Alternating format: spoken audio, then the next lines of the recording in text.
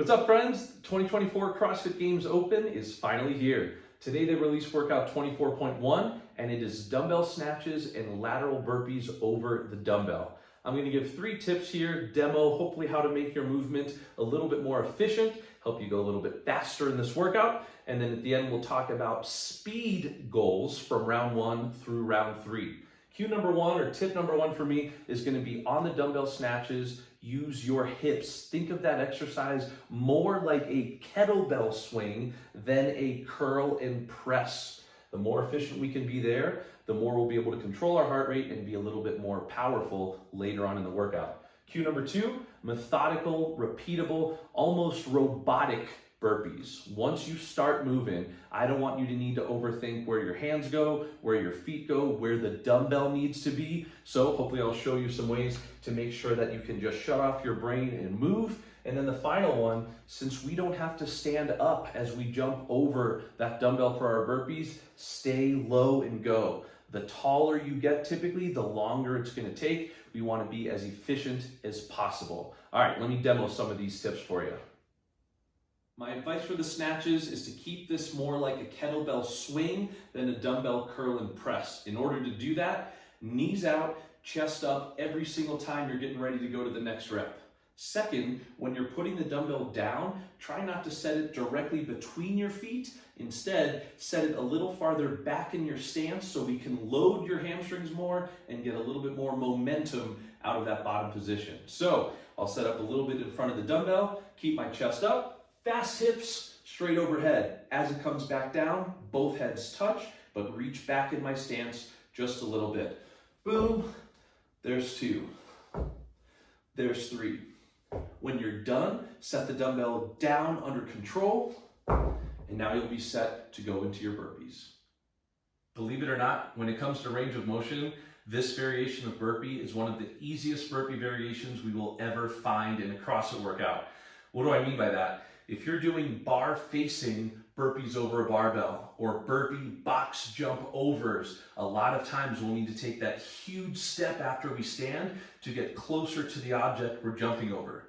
Since these reps are lateral and the dumbbell is so small, we actually are likely going to be taking about half steps on the way up, saving a lot of energy over the course of your 90 reps.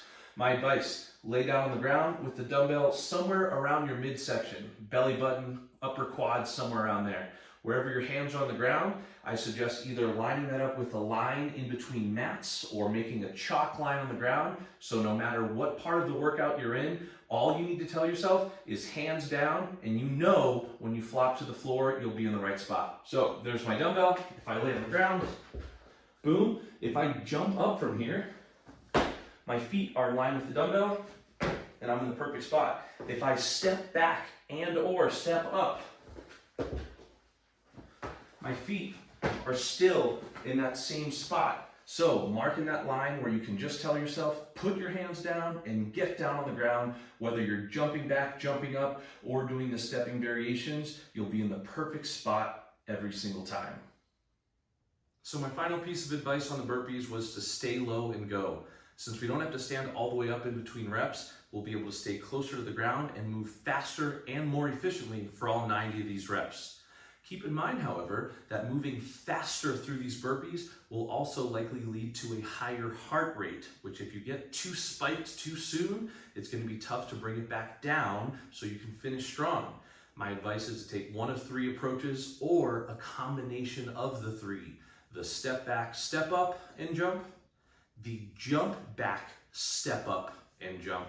And then finally, for the fastest one, the jump back and jump up. So an example of each of these, step back, step up right into the next one. Boom. This is the one that I would likely try if I'm moving through the larger sets. The jump back gets me to the ground faster, and then I can step up to maintain control of that heart rate a little bit more.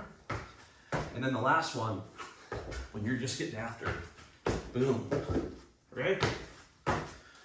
My advice is know yourself. Going too fast too early will make it very, very tough to catch back up by the end of the workout. If you can sustain your speed while you're more fresh and finish really, really fast, I think that's a better way to go. Okay, so we've talked technique. Now let's talk speed, pacing, effort, whatever you want to call it. The rounds of 21, 15, and 9 in my brain are going to be broken up into 3 specific speeds. Not slow, medium, fast, but comfortable, turn it on, bring it home. That's how I want you to feel. When you finish that round of 21s, tell yourself, okay, it's time to push a little bit faster through this middle section of the workout. And as soon as you get to the 9s, it's pedal to the floor, finish as fast as you possibly can. If you know this workout plays to your strengths and your engine isn't the issue, obviously go faster out of the gate. But I would much rather have your second half of the workout feel much more powerful than crushing the first 3 minutes of your workout and then barely making it over the dumbbell towards the end. The good news for those of you who care about the competition aspect here is this is probably one you can redo if you need to before the end of the weekend. But if you're gonna hit this thing one time, feel strong at the end of the 21s, push the 15s, and everything you've got for that final round. Workout 24.1, simple, not easy. I hope it's going to be a blast. I hope you crush this thing. Good luck, have fun. I believe in you, and I'll see you next week.